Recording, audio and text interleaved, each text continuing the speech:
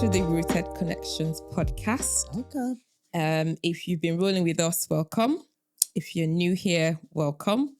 And thank you all so much for connecting with us. Honestly, we don't take it for granted. It's been amazing having you all joining every week, listening to, I hope, sense. But yeah, honestly, thank you all so much. So the Rooted Connections podcast, for some of you who are joining, it's a podcast where we explore different topics about our roots, obviously, hence the Rooted Connections. It's about heritage, about being African and how we're navigating that, especially being in the UK. So yeah, so a lot of those conversations will overlap. So yeah, it should be interesting. Should be. And today is not any different. We've got an amazing guest today. I can't wait for us to get into the conversation. Somebody that is very dear to Drew and I. We have a lot of history with this young lady. A whole lot of history. So Uju, who have we got today? We've got our blood, our brethren, our sister. Yeah. You know, when we did our intro episode where we were saying how we met, there was in that gist, there was a third person. And today we have that very third person with us, our own sister, Yetunde. Yay! Welcome to the podcast. Thank you for having me. Great to be here. Yeah, so I'll let you introduce yourself. Ooh, okay. So you can tell the audience what you want them to know about you. My name is Yetunde Okunoren.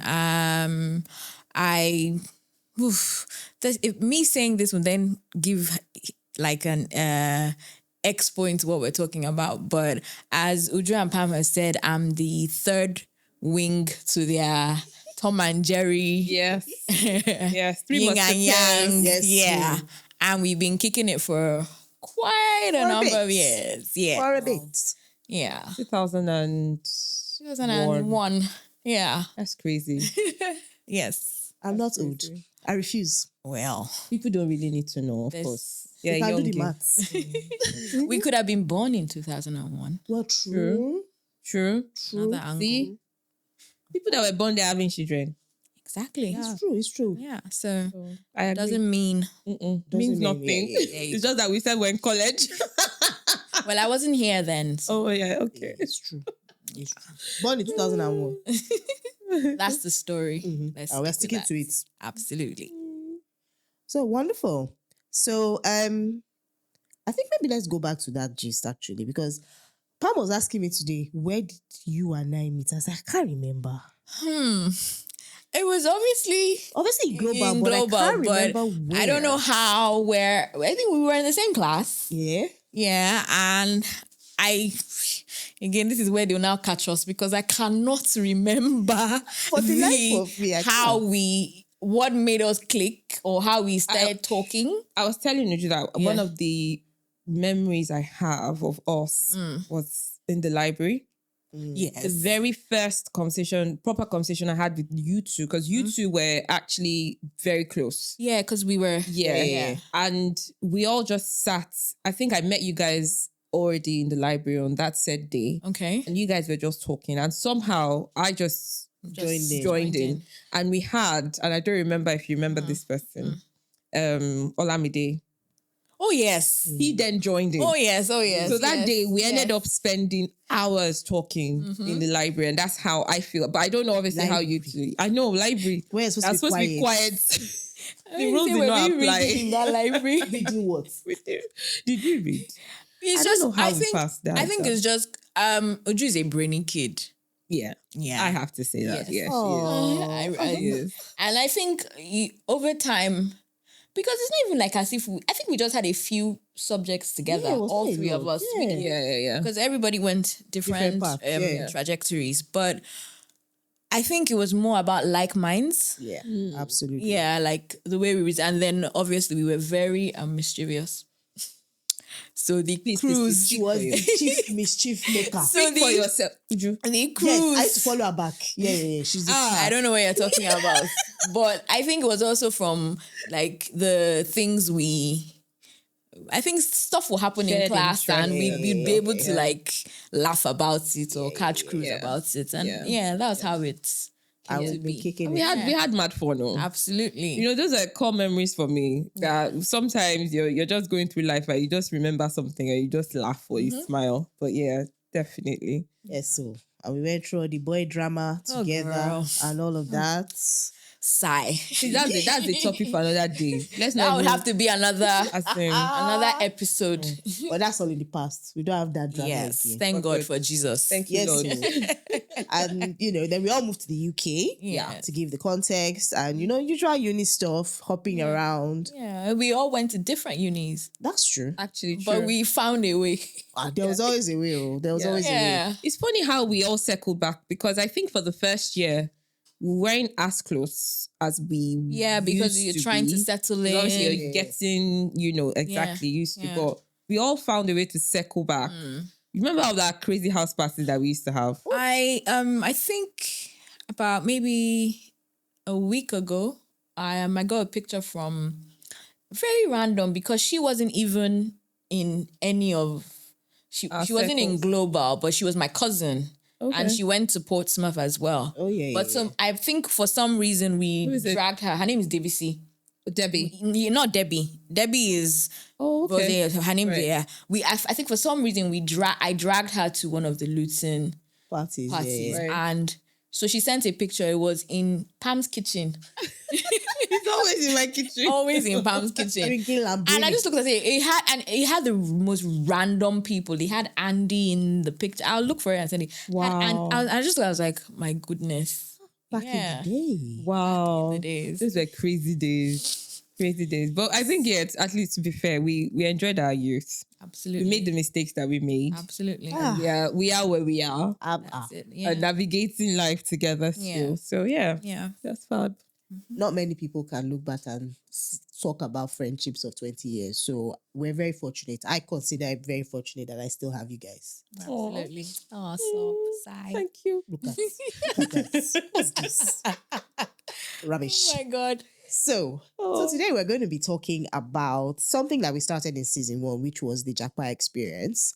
And we're going to be talking about it from the perspective of moving back to Nigeria, as well as circling back and coming, because I know. Pam and I, we stayed here on this one, but yesterday you went back to Nigeria. So what was that transition like for you, adjusting back to being in Nigeria after living But here? before you, for context, for those people who don't know what the Japa. Yes. Sorry. So let's just I put skipped a context bit. to that. I skipped So a bit, apologies. we just basically defined it. It means Japa means you leave and migrate outside of Nigeria and you move somewhere else and move to live somewhere else. So that's what the Japa thing is.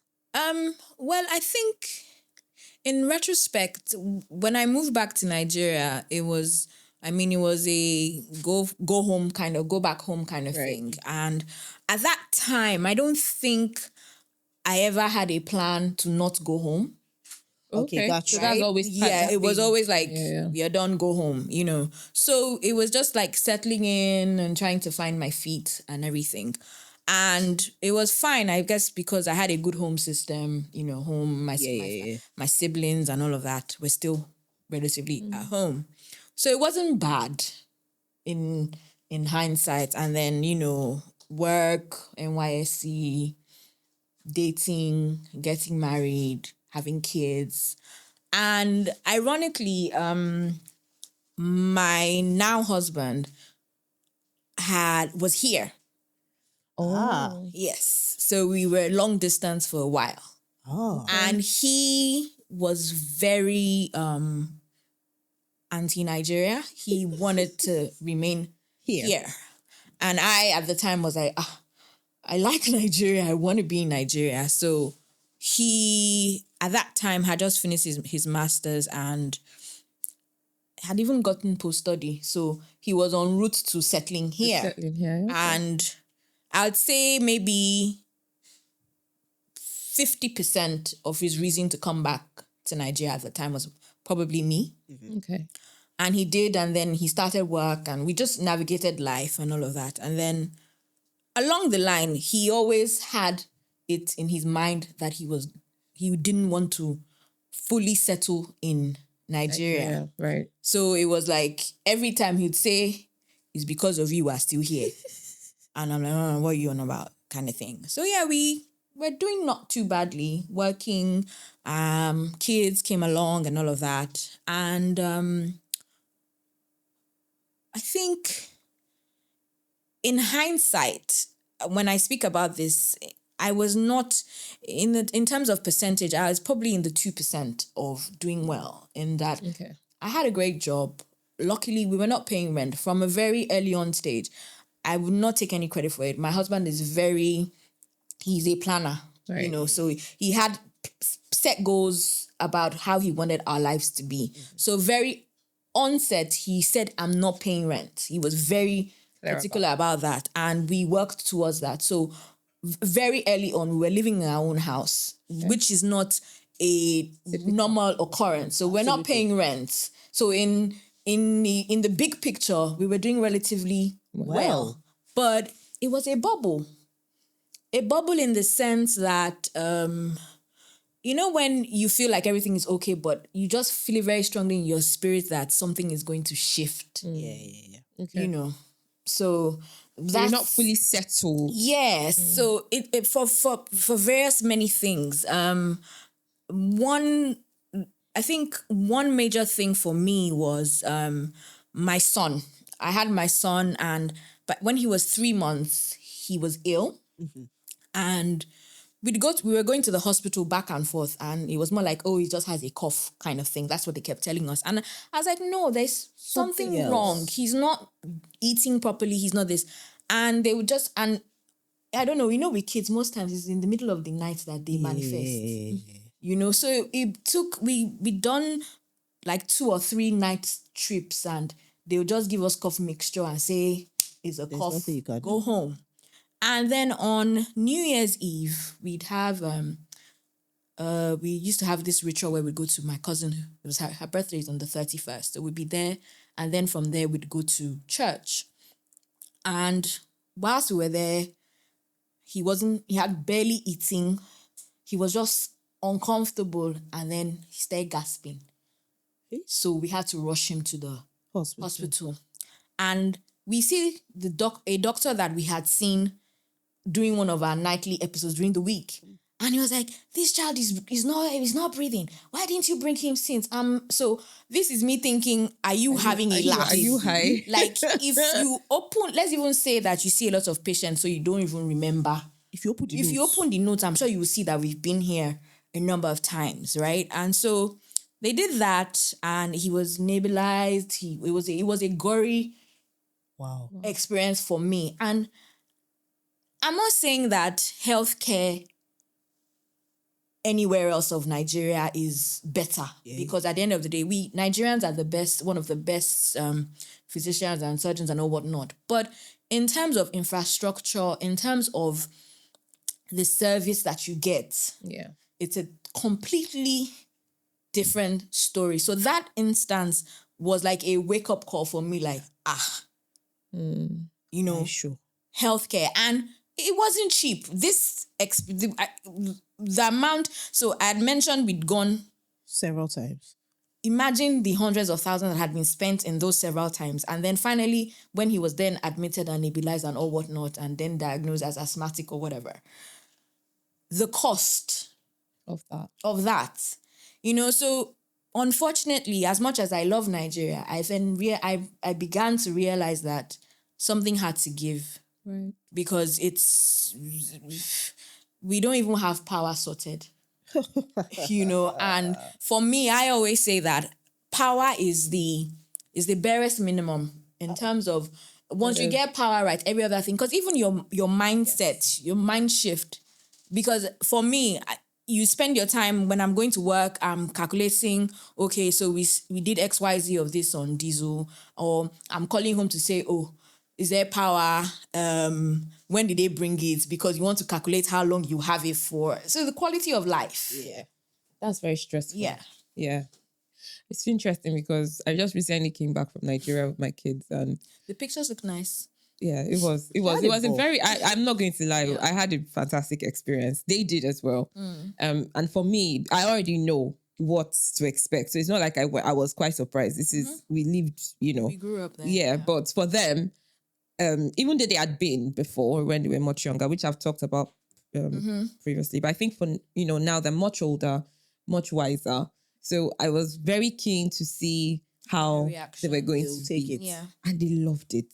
But one of the things that they still talked about is like, what is this? Because it's strange, that whole power thing. Exactly. 1 minute, the light comes on, the next minute the light's gone off. And and there was one particular experience. My brother lives in one of these supposed service apartments, and they're supposed to have Power. power all the time. But unfortunately, on this particular day, which we actually really needed to have power, The gen wasn't working. gen didn't work. Yeah, typical. And internet, everything was connected completely to, grounded. so we couldn't do anything. And so, but luckily it was the day we were leaving his place. So it just coming back to that point, it's one of the things I still find really sad, even though the whole experience, when you think about the whole experience, it was fantastic. Yeah. But there were, bits like that. Basics.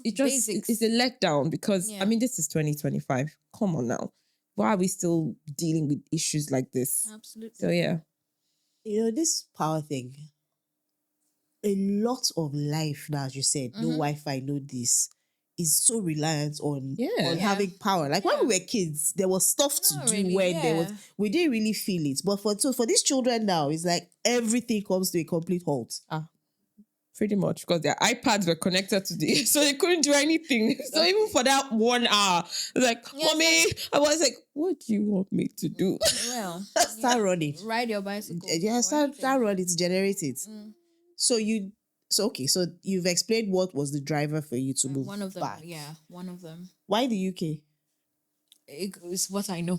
Oh yeah, good question. Yeah. Good answer. It's what I know. I thought about Canada, but Canada is far. It's far. It's cold. And it's far, it's cold, and even though I live here, I don't really miss much. My parents are here every other, they come. My mother-in-law lives in England. No, she lives here. She does. She lives in London. My husband's, at the time, he had 2 siblings here. His other siblings, my siblings, I have 2 siblings here, although they have now Japa, they're back in Nigeria. Oh wow. Okay. Reverse. But it's what I knew. I didn't think that I would have to adjust much. Like if I had moved to Canada with my kids, it would have been a culture shock for myself and the kids. Yeah. But for my husband and I, it was like we are here. We've both lived here before, so it wouldn't be that much of a shock for us. So that was one of the factors. But aside from the health, my son's health scare, whatever, I think the pivotal change for us was NSAS. Yeah. And I lived maybe 5 minutes from the toll gate. Right. So especially you experienced most especially that famous October 2020 night. That day it's I remember the gunshots. I remember the pandemonium. I remember when there was the lockdown. I remember hoodlums breaking into our estate and hiding my daughter in the cupboard. No. Yes. It's a very clear memory for me. No one has to go through that. And then I had a friend that was very high in state government, and he said to me, "What are you still doing here?" Wow. Yeah. So wow. It was okay, I need to take this seriously now. Okay. If someone that works in the supposed system. Yeah. Because he had moved his family. Okay. And I think that was a massive driving force for a lot of people. Absolutely. That was. I think it was one of those things that made it obvious that these people don't care about us. Oh no. You know, somewhere in your mind you think, okay, somebody maybe, perhaps, yeah. but it became so evident that okay, these guys do not care about us, and whatever happens to you is on your own. Oh, It's you and your family that will suffer the loss, and Absolutely. that's it. Nobody's gonna do anything about it. Okay, so that explains the driver. That's such a strong Yeah. motivation, to be honest. Oh, fair enough. It's such a strong motivation. So moving back then, when you were here before, it's just you flying solo. Now you have it. You come back with your Terms have children. changed, yeah. What was that transition like? Again, I think because of the planner that I happen to be married to, we kind of like, so before we even left Nigeria, we had rented our apartment. So it wasn't a case of when we get here, we'll start looking for where we're going to stay. That was sorted because, again, I'm a firm believer that children thrive more with structure. Yeah. Right. Yeah. And I didn't want to disrupt. I think pulling them out of Nigeria was enough disruption for them. So we were very mindful of the fact that they would still have a solace. So we didn't want to be, because I'd had people that I know that came in and they were probably staying in Airbnbs or staying with people somebody's in house. order to find their feet. So I was like, if we would drink the Gary for this, get somewhere and pay as much as we can. Because again, at the time we were coming with Naira to here, so we did that. The first few months, I remember I was chuckling this morning when I was getting ready coming. I remember my son, because at the time we were very careful where we picked to stay, the schools, because of schools and all of that. But unfortunately, when we came in, I couldn't get both my kids in the same school. So I had my daughter in our preferred choice and my son in another one. So drop-offs now. So sometimes we'd go halfway. My husband would take her and then I'll take my son. And most times my daughter's own was closer. Right. So it was very easy. But my son was a bit further down. So we'd be rushing. And my son likes a soft life. And one day whilst we're walking, it was drizzling. And he just stopped in the middle of the road. He was like, "Mommy, are we poor?" Oh, bless Because Not used to this. He's always in the car, do you going understand? As everywhere. in, he just, like, in the middle of the road, just stopped, as in, like, What's going on here? What's going on here? Like, this? so I was like, I was like, no, we're not. But we're trying to adjust and everything. And I was like, okay. So we got on with that. But then obviously as time went on, we got a car, we're more, so school. And then thankfully we were then able to get space for him in her school. So that era. But in terms of DIY, I struggled. I'm not even going to lie. I had 2 domestic staff in Nigeria. I had a driver. So that was a big... It was a big adjustment for me. I'm not even going to lie. But also, I think in making the decision to leave Nigeria, I think I was also very cautious of the age of my children. I didn't want children that would still be completely dependent on me. Oh, I see. So I tried also that they would be of a certain age where they could do certain things for themselves. So yeah. That was... Did that make it more difficult for them, though, being that age? Because they already have their friends and all of that. Now, my daughter is a social bird. Like, she wasn't happy leaving because she had her friends and everything. But also, thank God for technology. True. She's been able to stay in touch. So she's been able to stay in touch when they come, especially her main... and my daughter is the kind of person that she befriends mother and child. she doesn't just befriend the child. So she becomes friends with the whole family. Then she drags you as well. Yeah. So by default, one of her main friends that she's really maintained contact with from Nigeria his mom, funny enough, is not even a girl. A boy? His mom is also one of my friends, and we keep in touch. And Right. for every time she's around, she makes an effort to. In fact, even when she's not, she messages her voice. But she's Oh. very. So I say to her all the time that thank you, because if it was me, I don't think I would I'm have. not sure, but I think so. That's one thing my daughter struggled with, the fact that she would be new. Yeah. And, at the time she came in here, she was in year 5. So she felt like she would have missed out on, her friends, like graduating from primary school with her friends. Yeah. And also moving here, kids have already formed their friendships and all of that. But I think because I knew her strength, I didn't worry that she would not make Adjust, friends or yeah. adjust or fit in. She did Yeah. pretty well. That's Oh. good. Yeah. That's good. People actually forget that she came into that school in year 5. In year 5. Wow. Yeah. Wow. So she's getting ready now for secondary. Oh no, she's now in year 8. Oh, wow. Time has flown. You're old. Sorry. Because I remember when we came to visit you, you were talking about Looking for her secondary school. secondary school. She's in year 8 now. Oh, wow. How's she settling into secondary school? Again, it's so funny. When we came in year 5, we were speaking. I think I even spoke to you about it. Yes. 11 plus, and people were like, oh, she needs to get into the grammar schools. She has to do this, blah blah blah blah. She has to do lesson with this person, and I was like, the pressure. Yeah. Like, is it fair on this child? Especially with the transition. Especially with this transition. So I was like, you know what?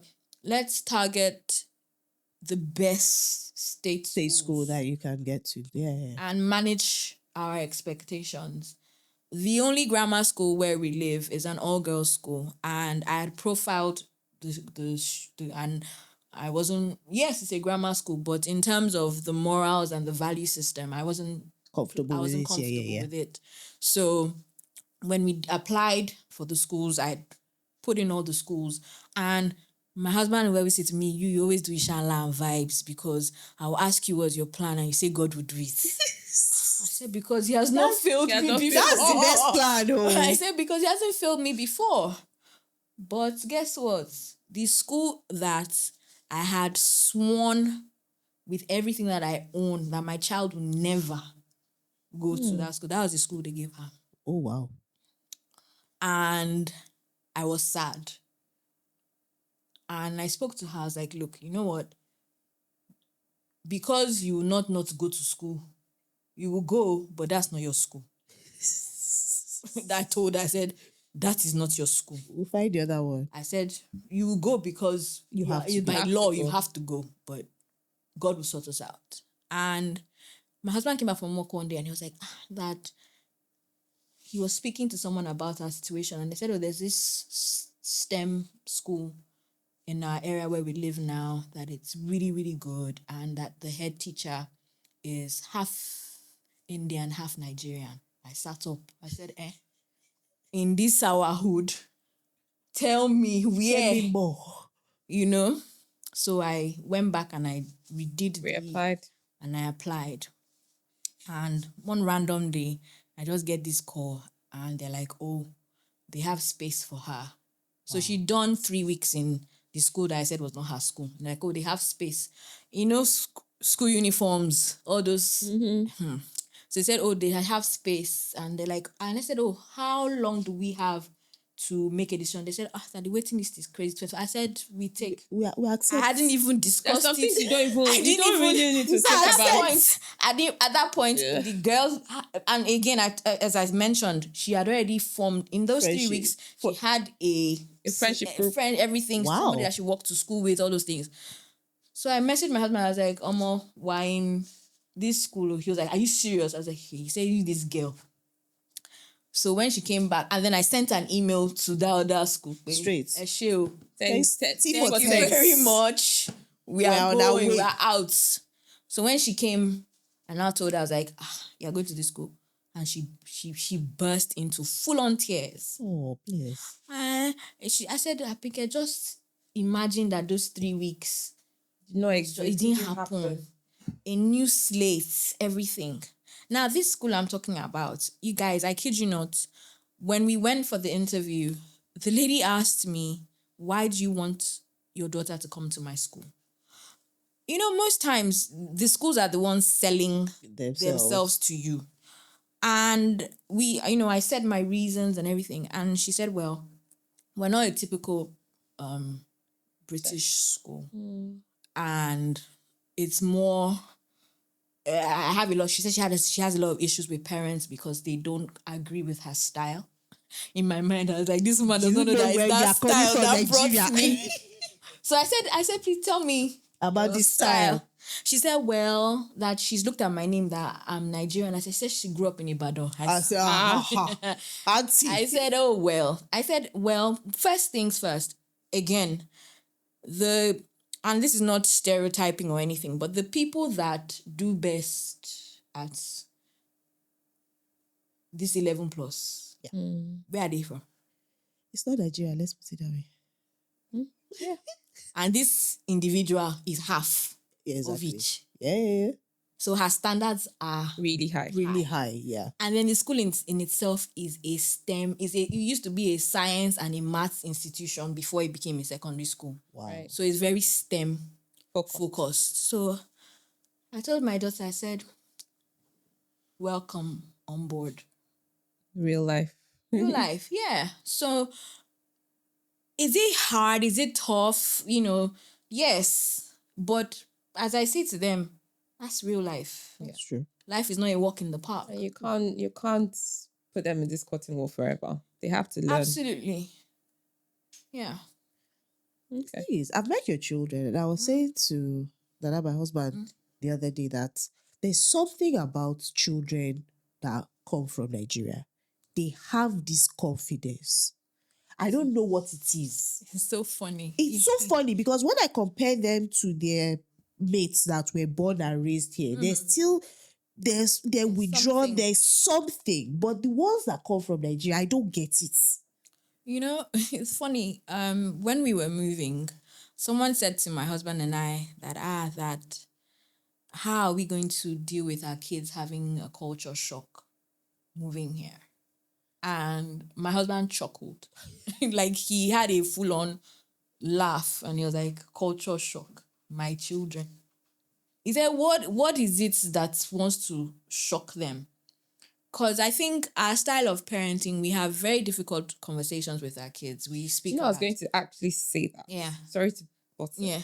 That actually I don't think is necessarily to do with the confidence of them coming here. Because actually I've seen the reverse. Yeah. Where children that have actually come from Nigeria have really struggled Some, yes. to integrate. Okay, maybe But I should think I say it comes the down, ones for that me, I think it comes down to parenting style, the exposure, Yes. and Absolutely. the preparation Absolutely. for coming here. Absolutely. There's a massive difference because, like I said, there are children that Of have course. really struggled there are always people on both sides. and struggled in terms of fitting in, fitting adjusting. in, their confidence, they're picked on, they're bullied. So that really knocks their confidence. Yeah. Because they haven't They're had already that in the minority. exactly. They've not had that nurturing from home. That because the confidence comes when your parents tell you are the best and have been telling you are the best. No matter where you There's go, nobody that of course it's gonna hit you at first. But when you're coming home and you're sharing these things with your parents and they're like, Taniwo, who are they? Go back and show them who is. That's what I think that's the difference.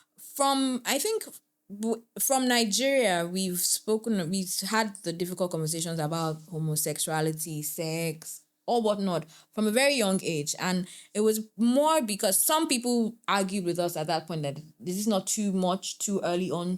But we're in the internet age and they come across these things anyway. So why can we not filter so they are able to make informed decisions? True. Right? I remember at the time, my daughter really liked Jojo Siwa. Like, she was really crazy about her. And then we were in Nigeria then, and then Jojo Siwa came out. And I overheard my daughter, she was like, that maybe my mom is not going to let me listen to Jojo Siwa again or whatever. So she came to meet me. We had a conversation about it. And I'm like, well, what's our stance on this? And she said, well, thinking about it, we don't hate Jojo Siwa. We don't frown. We only just don't agree with her lifestyle. So we just keep it stepping. Yeah. And I was like, okay, fine. So you're able to understand that it's about our beliefs, what we believe in. And so it's the act, not the person. Absolutely. And I'm very happy because my son, in the school he was in before he moved to that's his primary school, they would celebrate all these things, gay pride, gay, all of those things. And one time they asked him if he understood what they were celebrating. And he said, yes, I do understand it. He said, but I'm a Christian. And he was very clear about it. He was like, no disrespect or anything, but I don't believe in it. And his school, they called me and, had a conversation. I'm like, but has he said anything derogatory? No. But he said he's not going to participate in the celebration because he doesn't believe in it. And I think that's fair. His choice. Yeah. His choice. And at this point, he was 9. Wow. So again, I think parenting is about ensuring that you have, I tell my kids that, yes, we live in the United Kingdom, but once you cross over into Lagos, Nigeria, that's what it is. As in, once you enter my front door, we have closed the door to the United in Kingdom. Lagos. Okay. Yeah. Okay. So, that's interesting. So from a home perspective, there's no difference. No, we don't even speak English at home anymore. For real? Yes. That's good. I think for a while, my husband was very like, these kids don't speak Yoruba. They understood it, but they couldn't speak. And one day he just came back from work and was like, going forward, you want anything? In fact, we first of all started, if you want anything, ask us in Yoruba. And then after a while, it became, if you want to speak to me, just speak to me. So they can speak it. And sometimes I hear them speaking to Google Translate, or they try and... Right, to try and communicate. But now my daughter texts in Yoruba. For real? Wow. Yes. That's great. That's wow. really, really good. That's amazing. So again, it's about, and if you set out what it is that you want. Yeah. I'm not saying that my approach is the alpha and omega. But that's what we want. And we've worked, towards that. And I think it's very important to have children that are well-rounded and well-grounded. Absolutely. So that they can thrive in whatever situation, in whatever wherever they find themselves. Because a child that is not fully molded grows up to become a problem. Problem for you. Yeah. Problem for everybody. And problem for everybody. Even for themselves.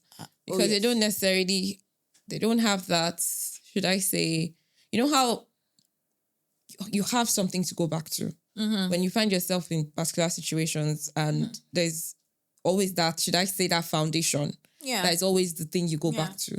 So if the child doesn't have that, of course, anywhere belief is, as we say. Yeah. Anywhere the pool comes from, they find themselves there. And also because, I think I one of the topics I watched on you guys was how we were raised. Our parents had a slapdash approach. When I say slapdash, they didn't have difficult conversations with us. They just said, my way or the highway. No clear explanations as to why it's your way. And then when we fumbled, all hell broke loose. But did you give me the actual tools? But again, they did it the best way they knew. Right? But because of the things that we have experienced growing up, we know better. Yep. And because of the world as it is, you want your children to be better than who you are. Absolutely. So again, driving back to why did we leave Nigeria? Because you want more for your children. For your children. Yeah. If I tell you that me and my husband were planning how we want to go and retire back in Nigeria, you say that we are mad. No, but it's that is our plan. I can see. Yeah, of I course. get it. Because we're like, okay, now we have done it, you have done for the children part of life. But do A lot I of people want to? do that. Yeah, because I mean, Because that's home. Living here, as much as the structure, again, it's so easy to lose your mind.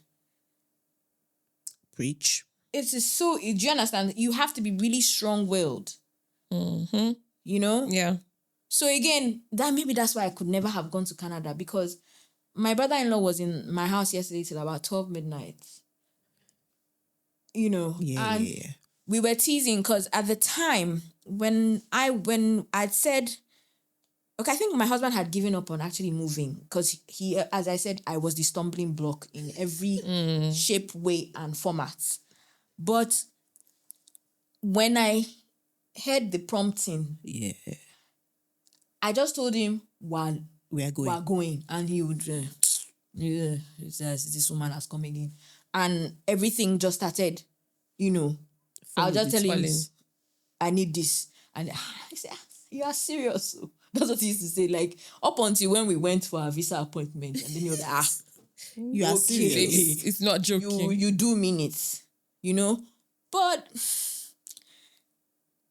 not to, what's the word? Not to flog the system here. The system here is very sedentary. It's very... There's no, what's the word? Like, it's so easy to lose your mind. Mm-hmm. Yeah. Yeah. Yeah. And at the end of the day, you then realize that, okay, home is where the heart is. Mm-hmm. Home being Nigeria. Because it's almost like you want to take some of the structure. To be honest, and I think if that was the case, a lot of people would not even move. Because if you could have some of that, not even all of it, because I think we're very fluid people. Like, we're very adaptable. I think that's the word I'm looking for. So if you take some of the structure here and implement it in Nigeria, I actually genuinely feel like a lot of people will not make that decision. People are making that difficult decision to move simply because things are supposed to be simple. Very complex. Are so complex. hard. And it's So mainly hard. for their children. Yeah. Mainly for their children. I had a neighbor, my next door neighbor in Nigeria at the time, he's also moved here now. His son was ill and was on medication that was costing them like almost $500,000 every month. Whoa. And the doctor refused to tell them the name of the medication. So they cannot go and get it somewhere else. I've heard this before. It's a thing, actually. Yes. So do they have to go there to get the medicine and they put it in different packets? Wow. I've heard it. How? Nigeria is a jungle. How? Nigeria that you will not is tell a me what jungle. I'm putting into my child's body. Nigeria is a jungle. It's crazy. That's crazy. Man. We can Yap on. as I'm telling you. But I think one of the things, and I think you touched a little bit on that, but what I am interested in is how did it affect your relationship with your husband, or did it strengthen it? What were some of the challenges that you guys experienced? Because coming from a system like you said, nanny, driver, the days you're too tired to cook, there might be somebody that you can just say, please, order, or that's the other thing I really loved about going back. Just order everything. Everything is home service. So remind me. I still order, not here, but I actually still order from Nigeria. But that's story for another. Anyway, yeah. But so I mean, having at least in simplifying those things that were so easy. Yeah. So now coming here, like you said, DIY. Now you're the one that is doing the school runs. Now you're the one having to get the kids ready for school, iron, cook, all of that stuff. How did that affect your relationship? Well, I'm guessing he'll watch this at some point. My husband is spoiled. As most of them are. Yes. But I think moving here also, he's not lazy. Yeah. Okay. So he was, what he's just done now is he's identified his strengths. And for peace of mind, we have done our division of labor. Everybody knows what they are supposed to do. I don't hoover. I think I've touched the hoovering machine maybe once. I don't. That's his forte. I don't do anything. In fact, when I say the cleaning that I do is my kitchen. In terms of keeping the house, my house, from time, people always ask, are you sure you have children? And that was him. And thankfully, he has carried on yeah. with that. Yeah. He cannot boil water to save his life. So we don't even argue about cooking. that. Yeah. But every other thing, the car maintenance, dropping the kids, school, their extracurricular activities is on him. Did we struggle in the beginning? Yes, because in Nigeria, it was more like Mr. So would take them with Miss So. Yeah. But now it's more about communicating and aligning our schedules to make sure that, so ahead of time to say, oh, XYZ is happening on so and so date. So you know. And I say to him, you have to be mentally and physically present. Okay. That's a key one actually, because a lot of people are physically there, but you know that the guy has checked out. Yeah. Okay, so I think for me as well is because you've touched going back to your children. That's, I know you said the culture shock.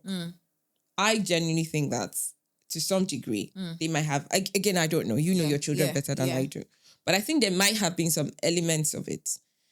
Maybe not for the big things, but for example, the life that they had in Nigeria and just how different it is here. Yeah. You know, like you were saying, your son being taken to school and then now having to walk. Are we poor? It's a genuine question, a child's mind. I don't blame the boy. Yeah, it's a genuine question. So how did you, and I think coming back down again to balancing that cultural identity for them, you know, these are children. And for us, maintaining that cultural identity is, you know, it's a thing. Yeah, absolutely. Because, you know, like I said, you always have to have your foundation that what you need, something you need to go back. Yeah. You need to know who you are. It's something that we must always promote for our children. But also having that balance that you still live in the UK and there's a lifestyle here. Oh, yes. How did you find that balance for them? And I suppose it's something that is still ongoing.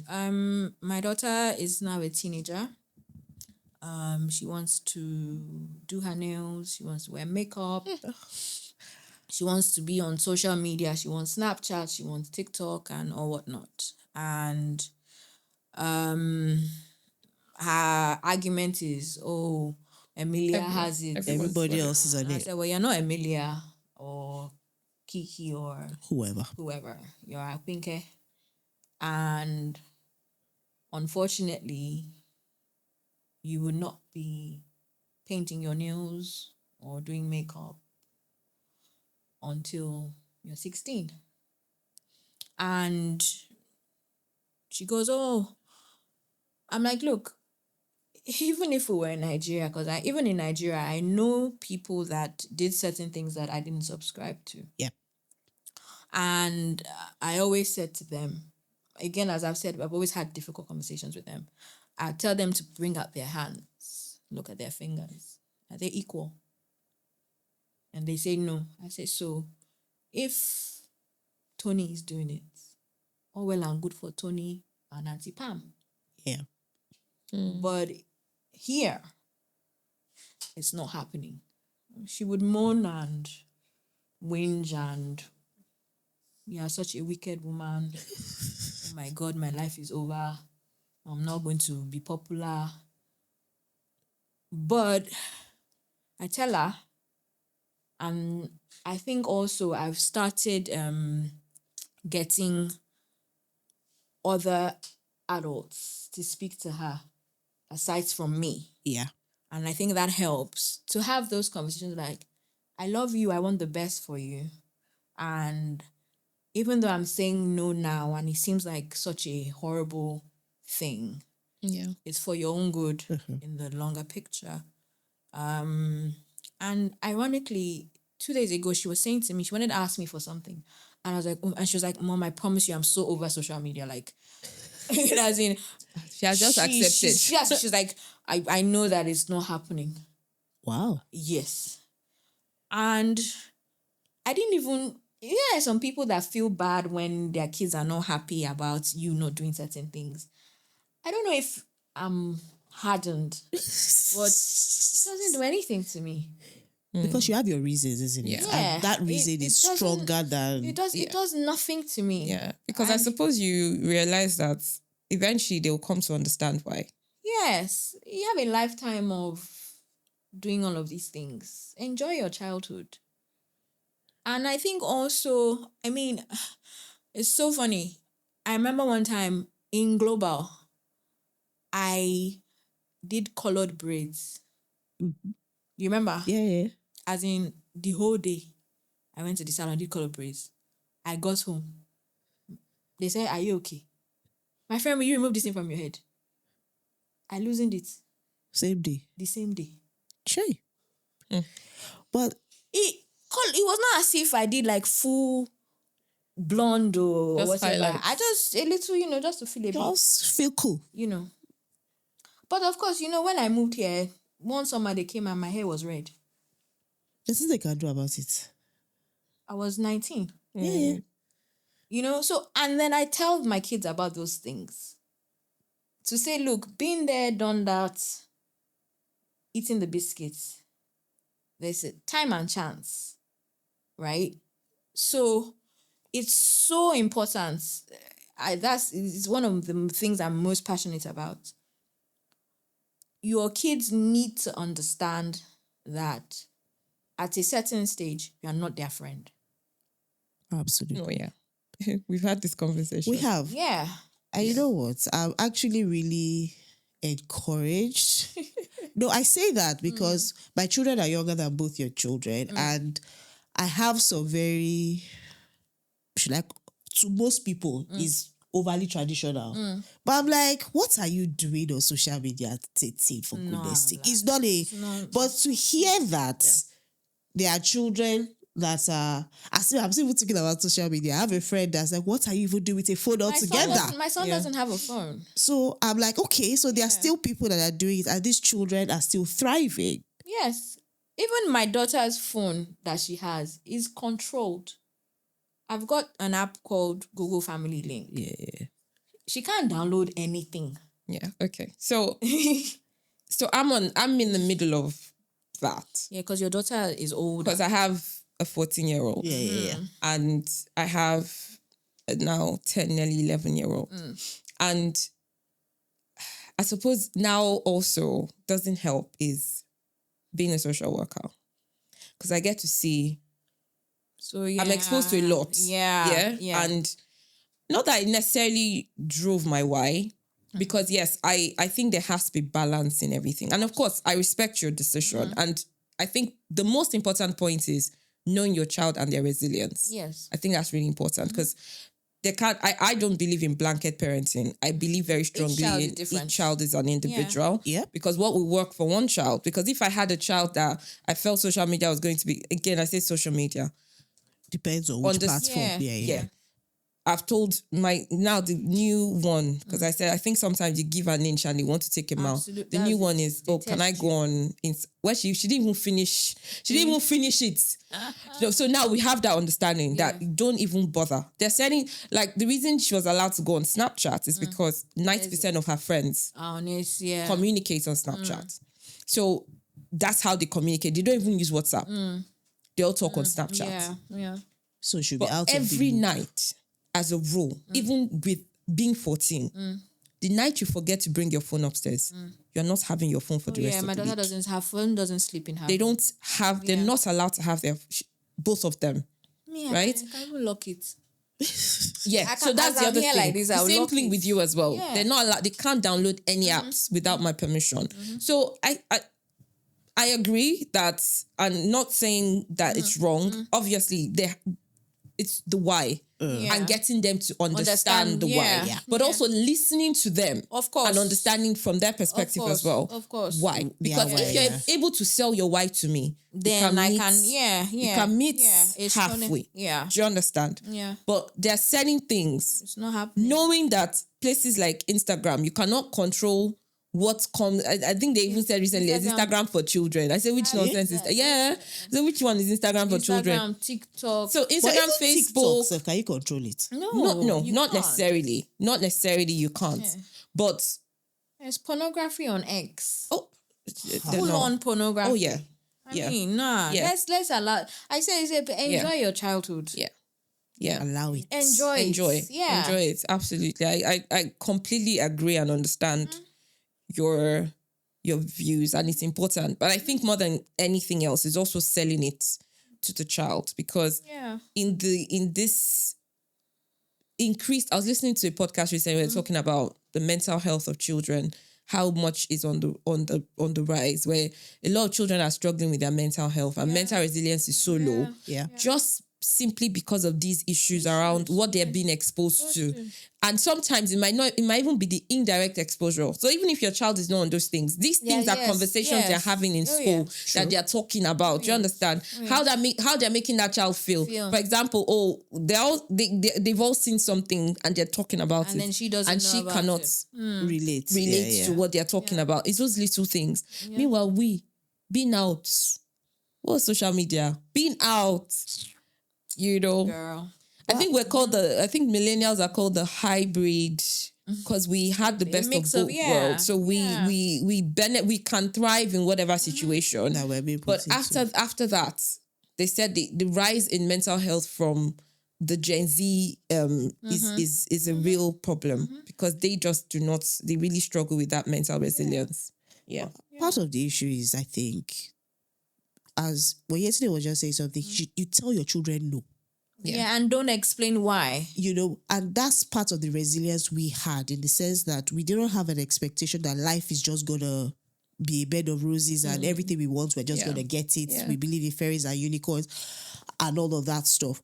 It's very easy to raise children here and In the bubble. in that bubble, and they don't have any sense of real life. True. They have no sense of what the struggles of other people, everything they want, they kind of get, because, it's so easy. And I've found myself in that bubble a little bit. It's not as if the children have everything. It's what my daughter was about 7 when we were having a conversation about rent, and she said to me, "What is rent?" I said, I failed this girl. Because clearly I'm not talking to her about those things. Yeah. She's like, so does she know how the light comes on? Or she just, you just Comes home. it just happens. And I'm like, okay, I have to catch myself that, okay, I'm slowly becoming one of these people because we're just going on with life. On with it, yeah. And I think that's the resilience that people in Nigeria have a little bit, because regardless of how rich your parents are, the reality of what's outside your door, you get to a large extent. To a large extent, you understand what I'm saying? There's don't get me wrong, there are people who don't really know anything. But for the normal, average, middle class person, we just said power goes off. So everybody knows that. Yeah, bad as it bad, it happen. Yeah. It happens. NEPA is a thing. It's a thing. And you will know that not everybody has, for some days your generation will not work. Oh, yes. Of course. So that resilience, it's hard. To wrap up, I would say, what has been the best part of moving for you? What has been the best part? I think, that's a good question. I think the independence that my children have. The first city we lived in, when we moved, when my daughter got into this secondary school I was speaking about, it was in another city not too far. And so we decided to move closer to there. And my son begged that he didn't want to change schools because he's now in year 6, he's wrapping up. And it meant he would be dropped off, but pick up would be tricky because I'll be at work. So with the dad. My son takes a train. He has his key. Like he goes to the train station, Wow. hops on the train. He knows what platform. He understands, and he doesn't have a phone. I was just going to go there. That was going to be my next thing. And he doesn't have a phone because that's where... He doesn't have a phone. So he has our numbers written down. Like the other day, he mistakenly washed because we buy him a season ticket. He mistakenly washed it in his school trousers. And half term is next week, right?